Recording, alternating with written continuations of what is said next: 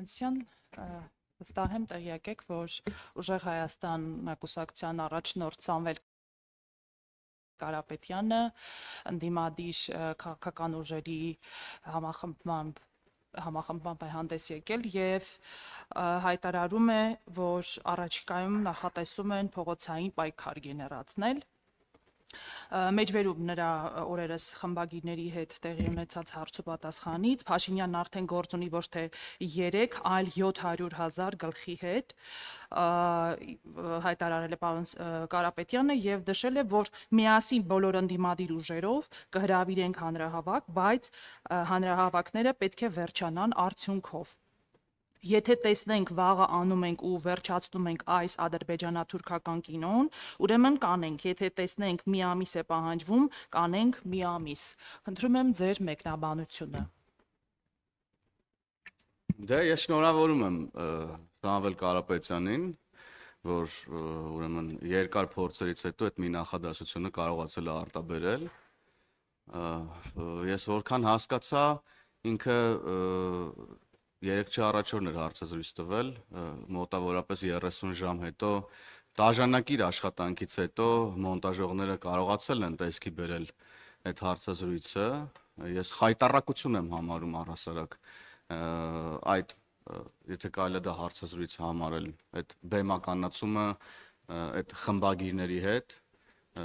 ես ամաչում եմ այդ խմբագիրների փոխարեն որպես նախկին լրագրող, որ կարող են նստել լսել այդ բարբաջանքները, հետո գնալ 30 ժամ մոնտաժել այդ բարբաջանքները, դրանցից սարքել մի տեքստ, որը նաև դուք երևի ընթերցելիս դժվար հասկացաք, թե ինչ եք փորձում ուրեմն վերարտադրել։ Ինչ վերաբերվում է ուրեմն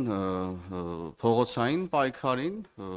ավելի ճիշտ վերադառնալով հարցի այն կտորին, որ մարդը կոչում է գլուխներ, դե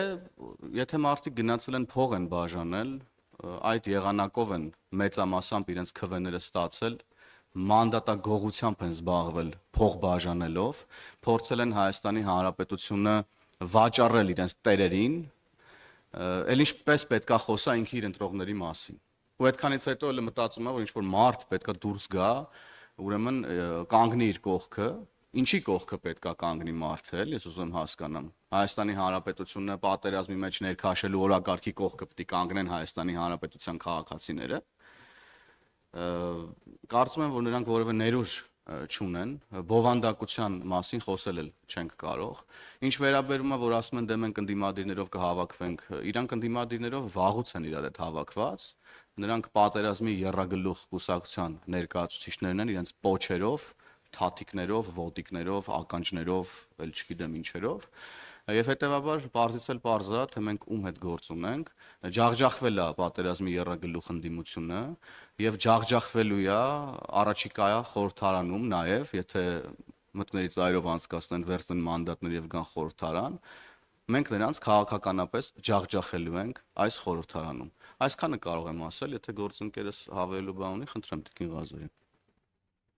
Շնորհակալ եմ, ես զուտ երկրորդում եմ ձեզ, պարոն Հովհաննիսյան, եւ նաեւ կարող եմ ասել, որ իրականում Հայաստանի Հանրապետությունը փրկվեց իշխանազավթումից, որի փողի ուժով փորձում էին այդ քաղաքական ուժերը իրականացնել եւ իրապես այն որ ասում են համախմբվելու ենք, մենք վաղուց ենք խոսել այդ մասին եւ նորություն չէ, որ իրենք վաղուց համախմբված են, նույն կետից կառավարվում են, նույն կերպ գործում են եւ այն բոլոր քրեական գործերը, որ հակակոռուպցիոն կոմիտեում կա, վկայում են այդ մասին, որ այդ հատկապես այդ եռագլուխ հրեշը իրար հետ է գործել Հայաստանի Հանրապետության պետականության դեմ եւ ես ուզում եմ շնորհավորել Հայաստանի Հանրապետության քաղաքացիներին նման արդյունք գրանցելու համար եւ իշխանությունը պահելու համար, որովհետեւ հաշվի առնելով այն ամբողջ գործընթացը, որ իրականացվեց այս ընտրությունների ընթացքում, կարելի է ասել Հայաստանի Հանրապետության քաղաքացին պաշտպանեց պետականությունը, պաշտպանեց անկախությունը եւ ես կարծում եմ, որ հետագայում էլ այն որ տրամաբանություն փնտրել իրենց խոսքի մեջ, կարծում եմ անիմաստ է, մենք այսքան ժամանակ քանի դեռ այս նախընտրական քարոզարշավներ ոչ մի տրամաբանական միտք հատկապես տվյալ անձի մտքերի մեջ չենք գտել, այն որ ասում է կլինի, չի լինի մի այսօր կանենք, չի լինի մի ամսից կանենք, դա զուտ այնքան որ իրենց այդ դաշտում պահելու բան են ուզում գեներացնել, ընտրություններից անցել է 12 օր, որևէ խնդիր չի առաջացել, որևէ կերպ չեն կարողանում ստվեր նետել ընտրությունների վրա, այնպես որ հետագայում էլ չեմ կարծում որևէ բան կկարողանան գեներացնել, այսքանը կարող եմ ասել այս պահին։ Ես բայց էլի բան ասեմ, էլի, քանի որ ոնց հասկանում եմ, եթե տեխնիկական հնարավորությունները ներում են պետք է այս դահլիճը նկարել, որովհետև այստեղ սիրելի հայրենակիցներ երկու լրագրողաներ կա, Civic AM-ի ներկայացուցիչ եւ հանրային ռադիոյի ներկայացուցիչ, եթե ճիշտ եմ։ Եվ չկա որևէ ընդդիմադիր լրատվամիջոց այստեղ, որ գա եւ մեզ հարցեր տա, Տիկին Ղազարյան, որ այս ոնց կեղծեցիք ընտրությունները, այս ինչ վարչական ռեսուրսեր, որ կիրառվել էր եւ այդպես շարունակ, բայց դե օրինակ Սամվել Կարապետյանին էլ այդ նույն ընդդիմադիր լրագրողները գնում են եւ խելոք դեմքով նստում են, խոնար դեմքով նստում են եւ չեն հարցնում։ Գիտեք ինչ կա, ողջ քարոզարշավի ընթացքում ուրեմն ներողություն վայնասուն էիք դրել 300,000 ադրբեջանցիների վերադարձի մասին եւ այլնի, ահա հեսա Հայաստանի Հանրապետությունը կործանվում է, քաղաքացիական պայմանագիրը հենց ընտրվեց, հաջորդ օրը Հայաստանի Հանրապետություն չի լինելու եւ այլն, արևը այլևս չի դուրս գալու կամ դուրս է գալու եւ այլևս մայր չի մտնելու։ Ուր են այդ հարցերը։ Ուր են այդ հարցերն ընդհանրապես եւ ուր են 300,000 ադրբեջանցիները։ Ուր է Նարեկ Կարապետյանը, որ ինչ բան լրատվամիջոց կար իրանց ձեռքի տակ եղած, ամեն օր գուժում էին եւ մարդկանց ահաբեկում էին այդ լուրերով։ Չեն ուզում այդ խմբագիրները Սամվել Կարապետյանին հարց տան։ Ուր են ձեր ասած 300,000 ադրբեջանցիները, որ պետքա ԿՊ-ի ընտրվելու դեպքում գային Հայաստան։ Ուր են այդ մարդիկ։ Կամ բազմաթիվ այլ հարցեր, որոնք հնչել են։ Ինչ որ տնտեսական ծրագրերից էին խոսում, մեկը կար այնտեղ, ճգնամաժից էր խոսում ինչ որ եռագլուխներից մեկը, Վանդակի Սիրահարը։ Ուր են դրանք ընդհանրապես։ Եվ հիմա էլ այդ լրագրողները ստեղ էլ չկան։ Այդ 5 խմբագիրների ներկայացուցիչները թող գան հենց նստեն այս բրիֆինգներին եւ այդ հարցադրումները ստեղ տան, ոչ թե գնան փակ սենյակներում 30 ժամ մոնտաժված ինչ որ նյութեր հրապարակեն եւ հրամցնեն մեր հանրությանը։ Ում տեղն են դրել մեր ժողովրդին, ես չեմ հասկանում։ Մեր ժողովուրդը շատ լավ ամեն ինչ հասկանում է եւ իրանց պատասխանը տվել է եւ մենք էլ մեր ժողովրդի ստացած մանդատով, ինչպես Տիկին Ղազարյանը ասաց, մեր ժողովուրդը տեր է կանգնել խաղաղությանը եւ մենք էլ մեր ժողովրդի տված մանդատով ուրեմն շարժվելու ենք առաջ, սպասարկելու ենք Հայաստանի Հանրապետության օրակարգերը եւ ուրեմն օրենքի ողջ խստությամբ պատժելու ենք պատերազմի եռագլուխ կուսակցությանը իր պոչերով, թաթիկներով, ոտիկներով, ովքեր փորձում էին ուրեմն դիվերսիա իրականացնել Հայաստանի Հանրապետության դեմ ու հələ մի հատ էլ լեզուները պտտվում է, շարունակում են ինչ որ խոսույթներ գեներացնել, ելի ինչ որ պայքարների եւ այլնի մասին։ Եվ վարչապետն էլ շատ լավ ասաց, եթե խնդիր են տեսնում, թող դուրս գան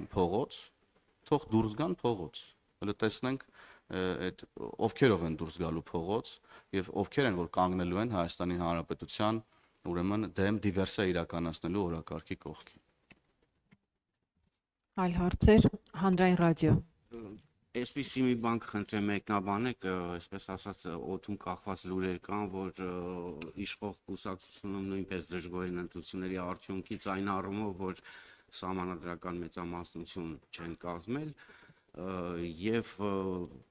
նշվում է, որ հնարավոր է սահմանադրական դատարանը անբավեր ճանաչի հենց դրանից ելնելով ընտրությունների արդյունքները, խնդրում եմ մեկնաբանեք սա։ Որ քաղաքացիական պայմանագիրը գոհ չի, դրանից ելնելով սահմանադրական դատարանը շեղել ճանաչի։ Սա հերթական աբսուրդի ժանրի մեկնաբանությունն է, քաղաքացիական պայմանագիր կուսակցությունը շնորհակալ է Հայաստանի Հանրապետության 728,000 քաղաքացիներից, ովքեր տեր են կանգնել խաղաղությանը, քաղաքացիական պայմանագիր կուսակցությունը, խմբակցությունը ազգային ժողովում միանձնյա ձևավորելու է կառավարություն եւ որևէ խոչընդոտ չի ստեղծվել մեզ համար Հայաստանի Հանրապետության շահերը սպասարկելու վերաբերյալ եւ այս իմաստով բոլոր մեկնաբանությունները տեղին չեն։ Մենք գոհ չենք մի բանից, որ հնարավոր է եղել ինչ-որ չափով կիրառել ընտրակաշառքներ բաժանելու մեխանիզմը, ինչի վերաբերյալ իմ գործընկեր Տիկին Ղազարյանը նաեւ համահեղինակել է նախագիծ, եւ այդ նախագծի միջոցով մի շարք այլ իրավական process-ների միջոցով մենք այս խնդիրները կլուծենք, խնդրեմ Տիկին Ղազարյան։ Շնորհակալ եմ շատ նախ սկսեմ նրանից, որ սահմանադրական դատարանը անկախ մարմին է եւ իր որոշումները ինքն է կայացնում եւ կապ չունի թե իշխող կուսակցությունը ինչպիսի դիրքորոշում կունենա ընտրությունների վերաբերյալ, բայց մի բան հստակ ամրագրենք, որ նախորդ 21 թվականի ընտրություններին մենք ունեցել ենք 680,000 ձայն, այս անգամ մեր ձայներն եղել են 726,000, 728,000, 26-28,000, այսինքն մեր ձայներն էլ էապես ավելացել են եւ մենք իրապես շնորհակալ ենք մեր քաղաքացիներին մեզ վստահության քվե տալու համար։ Պարզապես պետք է այստեղ մի երկու հանգամանք հաշվի առնենք։ Այո, բոլորս էլ գիտենք, որ ընտրակաշառքներ են բաժանվել եւ մենք այդ առումով անմիջապես նախաձեռնել ենք падգամավորներով նաեւ ընտրակաշառքի դեմ պատժամիջոցների ավելացում, նաև ինչպես գիտեք, էլի падգամավորական նախաձեռնությամբ մենք ունենք նոր նախագիծ, որի մասին ամենաշատը խոսվեց, որ պետք է ընտրելու իրավունք տրվի Հայաստանի Հանրապետության այն քաղաքացիներին, որոնց հիմնական շահը Հայաստանի Հանրապետությունում է, այսինքն ունեն ռեզիդենտության ցենզ վերջին 1 տարում Հայաստանի Հանրապետությունում բնակվելով։ Սա կարծում եմ միակ ճանապարհն է երկքաղաքացի ունեցող մեր հայրենակիցների համար, որ այն մարդիկ, ովքեր հիմնականում ապրում են Հայաստանում, նրանք կարողանան ձևավորել իշխանություն եւ հետեւաբար ունենան փոխադարձ պատասխանատվությունների դաշտ, ունենան վերահսկողություն իրենց ձևավորած իշխանության վերաբերյալ եւ ես կարծում եմ, որ սա ժողովրդավարության արտահայտման ամենակարևոր ձևերից մեկն է եւ մենք այս նախաձեռնությամբ հանդես ենք եկել եւ շուտով նախաձեռնությունը կյանքի կկոչվի։ Շարունակելով սահմանադրական մեծամասնություն չվերցնելու թեման, ինչ է կարծում Տիկին Ղազարյան, պարոն Հովհաննիսյան, սա նշանակում է արդյոք, որ այն օրակարգերը, որոնք ենթադրում էին սահմանադրական մեծամասնություն, արկախվելու են, թե այլ ուղիներ, ճանապարհներ կգտնեք դրանք կյանքի կոչելու համար, օրենսդրական ճանապարհների մասն է խոսքը։ Ոչ մի բան չի արկախվելու, ինչպես վարչապետն էլ ասեց, որոշակի դժվարություններ այո ստեղծվել են այս իմաստով, բայց մենք շարունակելու ենք ուրեմն մեր օրակարգերով առաջ շարժվել եւ միանշանակ մենք կգտնենք լուծումներ, ուրեմն այն փոփոխություններն իրականացնելու առումով, որոնք ենթադրում են նոր սահմանադրության ընդունում։ Մեր օրակարգում է եղել նոր սահմանադրությունը դեռևս 2019 թվականից եւ մենք չենք շեղվելու մեր օրակարգից եւ գտնելու ենք դրա համար իրավական լուծումներ։ Ես վստահեցնում եմ, որ կան դրա համար եւ իրավական եւ նաեւ քաղաքական լուծումներ, որոնք ավելի տեսանելի կլինեն, երբ որ նոր ազգային ժողովը կձևավորվի։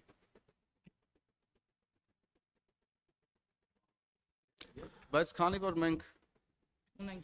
ինչ ուզենք կանենք հիմա, որովհետեւ ընդդիմությունը մի շաբաթա չկա,